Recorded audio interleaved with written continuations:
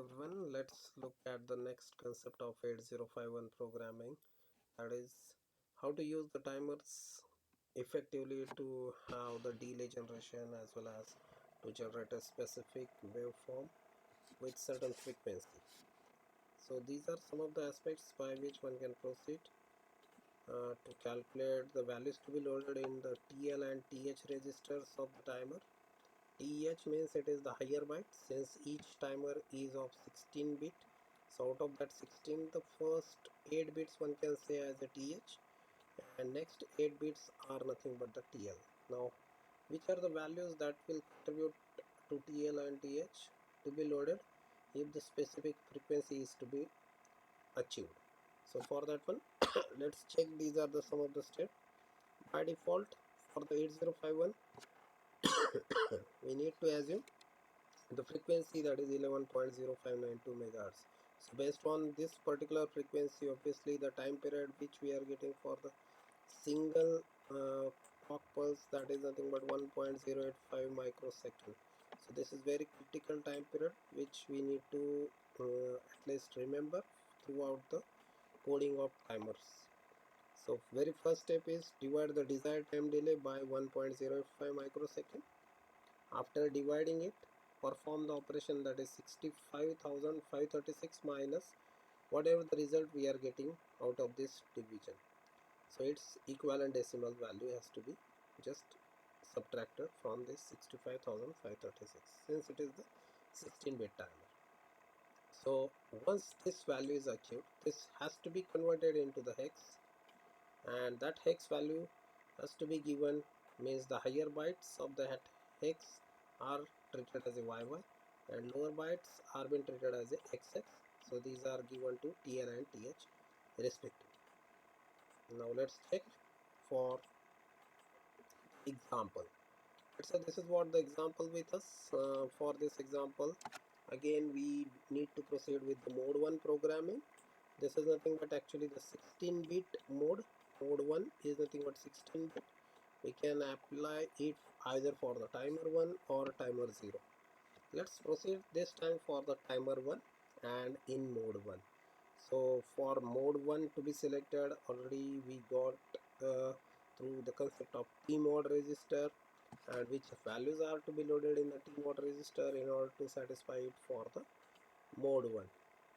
So let's check the simple, we can say the statement. Assume that the crystal is with this frequency. Write a program to generate a square wave of 2 kilohertz on P1.5 port, or this particular pin where we need to generate this frequency of 2 kilohertz for the square wave.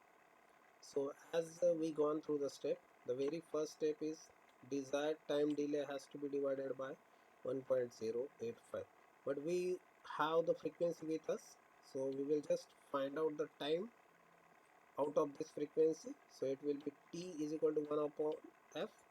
So that is what 1 by 2 kilohertz, and it will give 500 microsecond. But this is the frequency which will contribute positive as well as the negative cycle. So we will just consider one of the portion that is either high or low. So that's why to this 500 again I will divide it by 2. So it will give me 250 microsecond. So to this delay, whatever the delay we are having, so to this delay we will just divide it by 1.05 microseconds. So we do get 230 clocks, and these are to be subtracted from the 65,536 according to the second step, and this is what the value we are getting. Now this value is to be converted into the hex. So after converting it into the hex, this is what the value, that is FF1A. Out of this, FF will be the TH and 1A will be nothing but the TL. So these are the values which we load in TL and TH.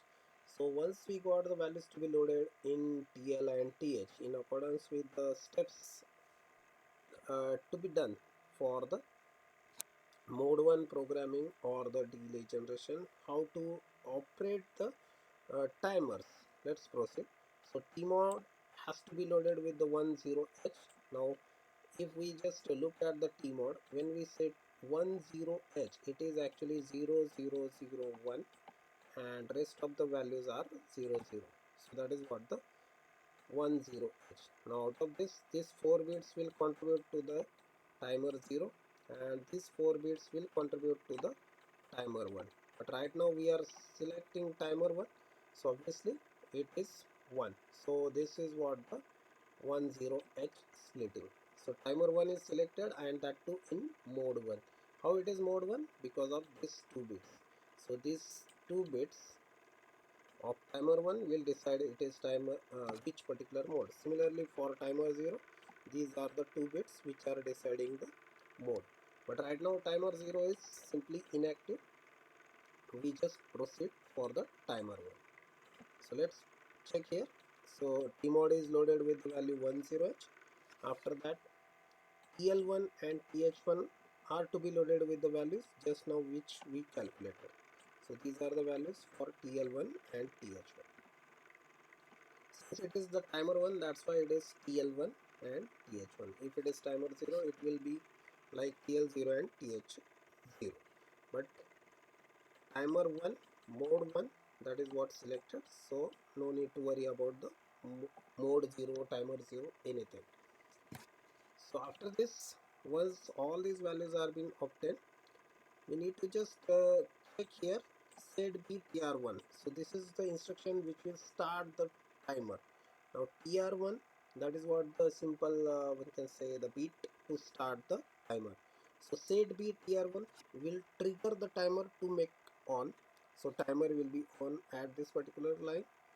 So after this, once the timer is on, we need to just check for whether the tf1, that is the timer overflow flag for timer 1, whether it is equal to 0. So if it is equal to 0, then what will happen? The control will be at the same line since it is 0.